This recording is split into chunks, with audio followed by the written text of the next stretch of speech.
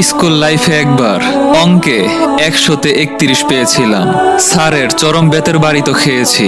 বাসায় এসে অপেক্ষা করছিলাম বাবার মায়ের জন্য। আমার বাবা এলো রাতে, এসে রিপোর্ট কার্ড দেখতে চাইলো।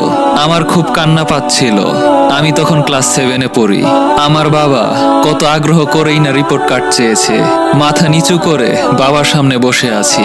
রিপোর্ট কার্ড দেখে বাবা আমাকে বলল, তুমি তো ইংরেজিতে অনেক ভালোই করেছো, 100তে 72, সমাজেও 81, অঙ্কে তো ধরা খেয়ে গেলে। শোনো, কাল থেকে অঙ্ক আমার সামনে করবা রেগুলার।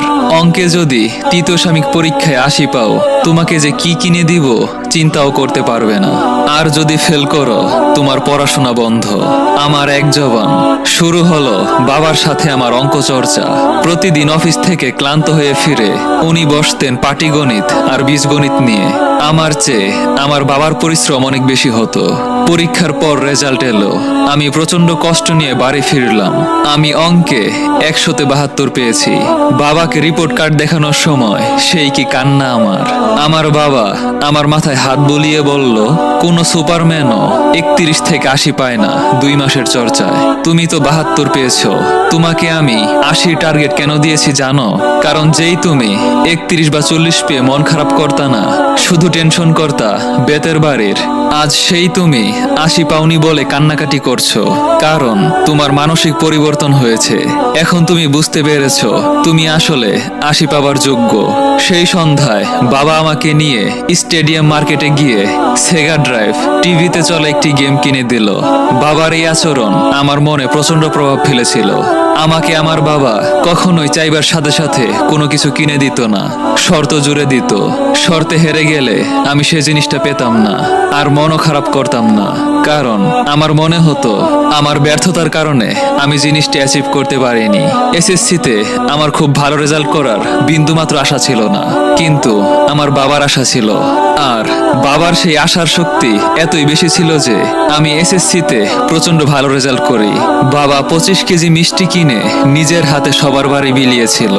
এরপর ইন্টার পরীক্ষায় আমার রেজাল্ট ভালো হলো। বাবা আমাকে আরো একটি গেমিং সিস্টেম কিনে দিলেন। এরপর এলো ভর্তি পরীক্ষার যুদ্ধ। ভর্তি পরীক্ষা পুরোই ভিন্ন, জীবনের মোড় পরিবর্তন করে দেওয়া একটা অধ্যায়। আমি বন্ধু বান্ধব আড্ডা গান এইসব নিয়ে মেতে গেলাম। এক রাতে আমার বাবা আমাকে বলল, বাবারে, আমি মধ্যবিত্ত মানুষ, তোমাকে দামি প্রাইভেট ইউনিভার্সিটিতে পড়ানোর টাকা আমার নেই, সামর্থ্যও নেই। তুমি একটু মন দিয়ে পড়াশোনা করো। আমি জানি আমার ছেলে ভালো কোথাও চান্স পাবে।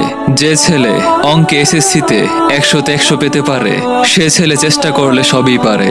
বাবা চোখটা চকচক করে বলল, তুমি যদি ভালো ভার্সিটিতে চান্স পাও, স্পেশালি বুয়েট বা মেডিকেল, আমি তোমাকে তোমার টেবিলে আঠা দিয়ে লাগানো সেই কম্পিউটারটা কিনে দেব। আমার বাবা সবই লক্ষ্য করে। আমার খুব স্বপ্ন ছিল আমার নিজের একটা কম্পিউটার হবে। বলতে সাহস পেতাম না, তাই ছবি কেটে টেবিলে সাজিয়ে রাখতাম। আমার বাবা আমার হাত দুইটা শক্ত করে ধরলেন। বিশ্বাস করুন, আমি মাত্র 2টা ভর্তি পরীক্ষার ফর্ম কিনেছিলাম, বুয়েট আর মেডিকেল। আমি 2টাতেই চান্স পেয়েছি। গর্ব করে বলছি না আমি এভারেজ স্টুডেন্ট ছিলাম, কিন্তু আমাকে আকাশ ছোঁয়ার স্বপ্ন দেখিয়েছিল আমার বাবা। আমি যা তার চেয়ে অনেক বেশি শক্তিশালী মনে করিয়ে দিত আমার বাবা। ভাত খেতে বসলে বাবার দুই পাশে আমি আমার বোনরা বসতাম। উনি মাছ মাংস যা ছিল ভেঙে ভেঙে তার ছেলে মেয়ের পাতে তুলে দিত। এতেই ওনার প্রচন্ড তৃপ্তি হতো। আমার মেডিকেল ভর্তি ক্যান্সেল করে বুয়েটে ভর্তি হবার 1 মাসের মধ্যেই হাই কনফিগের ডেস্কটপ পিসি চলে আসে আমার টেবিলে। আমি জানি এই পিসি কিনতে বাবার যে কতটা কষ্ট হয়েছে, কিন্তু পিসির পাশে বসে যখন আমি আনন্দে বারবার চোখ মুছছিলাম, বাবা তাকিয়েছিল আর বলছিল, এই কম্পিউটারের জন্য আরো কিছু লাগবে, লাগলে বলবা, ইঞ্জিনিয়ার সাহেবের কম্পিউটার বলে কথা। আমার বাবা একজন গ্রেট মোটিভেটর। শুধু বুলি কপচিয়ে চলে যেতেন না, পাশে বসে ভুল শুধরে দিতেন। আমার বোন যখন ইন্টারে ভালো ফলাফল করতে পারলো না, আমার বাবা ওর মাথায় হাত বুলিয়ে বলেছিল, এটা তো জাস্ট একটা ছোট্ট ব্যাপার, আমার মেয়ে যে কত দূরে যাবে তা তো আমি দেখতেই পাচ্ছি। আমার সেই মেজো বোন ঢাকা ইউনিভার্সিটির ইন্টারন্যাশনাল রিলেশনস থেকে অনার্স মাস্টারে ফার্স্ট ক্লাস, এখন লন্ডন লন্ডনে ব্যারিস্টার। এই সব কিছুই সম্ভব হয় একজন বাবা, না না, একজন অতিমানব পিতার জন্য। এভাবে প্যারেন্টিং আমাদের যুগে সত্যি বিরল ছিল। আমার বাবা সেই কাজটা করিয়ে দেখিয়েছিলেন।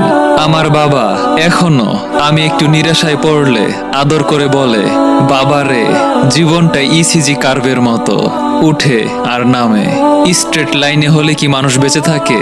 সন্তানের পরীক্ষার রেজাল্ট খারাপ হলে বকাঝকা বা মারধর না করে মানসিকভাবে সাপোর্ট করুন, ভালোবাসা দিয়ে শাসন করুন।